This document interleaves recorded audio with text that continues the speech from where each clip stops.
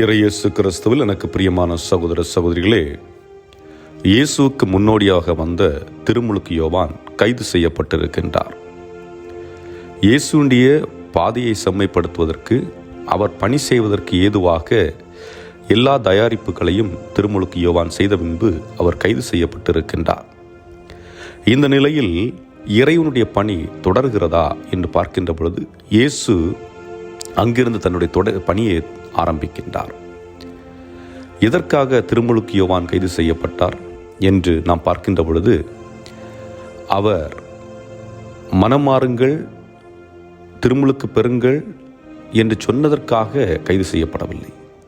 மாறாக அரசியாக இருந்த ஏரோதியா செய்த தவறையும், ஏரோதரசன் செய்த தவறையும் சுட்டி காட்டுகின்றார். அரச பதவியில் இருந்தவர்களுடைய தவறை சுட்டி காட்டுகின்ற அந்த நிலையை வைத்து இவரை எப்படியாவது கொன்றுவிட வேண்டும் என்று எண்ணிய ஏரோதியா சூழ்ச்சி செய்து திருமுழுக்கு யோவானை கைது செய்ய வைக்கின்றார். ஆனால் கடவுளுடைய திட்டம் ஒருவேளை அதுவாக இருக்குமோ என்று எண்ணவும் தோன்றுகிறது. காரணம் என்னவென்று பார்க்கின்ற பொழுது, அதனைத் தொடர்ந்து இயேசு தன்னுடைய பணியை செய்ய ஆரம்பிக்கின்றார் என்பதே. இயேசு பல இடங்களுக்கு சுற்றி வருகின்றார். தீர்க்கமாக விண்ணரசு நெருங்கி வந்துவிட்டது என்று போதிக்கின்றார். விண்ணரசு என்று எதை குறிப்பிடுகிறார்? அமைதி, மகிழ்ச்சி, சந்தோஷம் இவைகள் நெருங்கி வந்து கொண்டிருக்கிறது. அதை பெற்றுக்கொள்வதற்கு நீங்கள் மனம் மாறுங்கள் என்று சொல்லுகின்றார். ஏனென்றால் இந்த உலக காரியங்களில், உலக ஆசைகளில் நாம் மூழ்கி இருந்தோம் என்றால் நிச்சயமாக அந்த விண்ணரசை நாம் அனுபவிக்க முடியாது. ஆக விண்ணரசு நெருங்கி வந்து விட்டது என்றால் விண்ணரசு நம்மை சுற்றி தான் இருக்கிறது, வெகு தொலைவில் இல்லை. ஆனால் எப்பொழுது அந்த விண்ணரசை அடைய முடியும் என்றால், நீங்களும் நானும் எப்பொழுது மனமாற்றம் அடைகின்றோமோ அப்பொழுது அந்த விண்ணரசை உணர்ந்து கொள்ள முடியும்.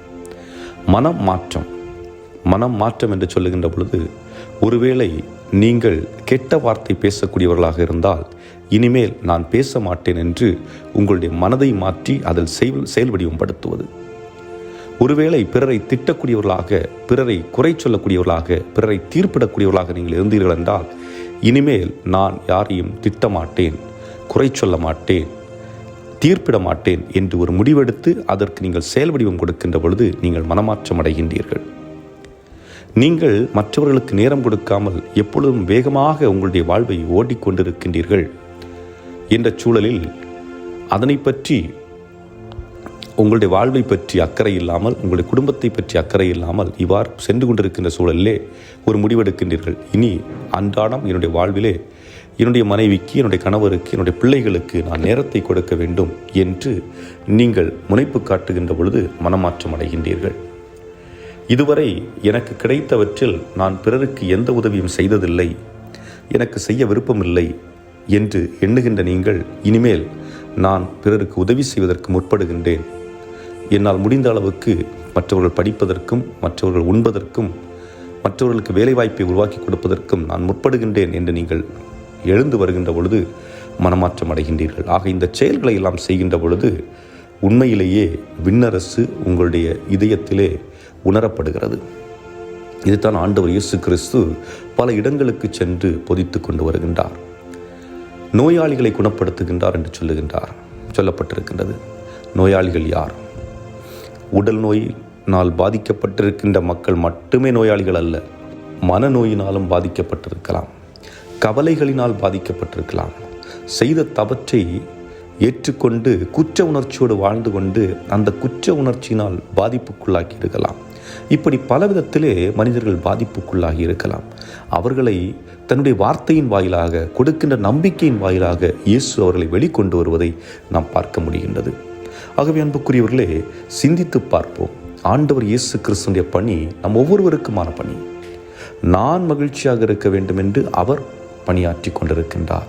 என்னுடைய வாழ்வை நான் எப்படி அமைத்துக் கொள்ள வேண்டும் என்று எனக்கு வழிகாட்டி கொண்டிருக்கின்றார். எனக்கு சொல்லக்கூடிய வார்த்தைகளை நான் வாழ்வியலாக மாற்ற வேண்டும் என்பதுதான். பல நேரங்களிலே இறைவனை அறிந்து கொள்வதற்காக விவிலியத்தை மொத்தமும் புரட்டி கொண்டிருக்கின்றோம். விவிலியத்தை புரட்ட வேண்டாம் என்று சொல்லவில்லை, வார்த்தைகளை வாசியுங்கள். ஆனால் சிந்தித்து பாருங்கள், இறைவன் என்னை எதற்காக அழைத்திருக்கின்றார், எதற்காக என்னை படைத்திருக்கின்றார்?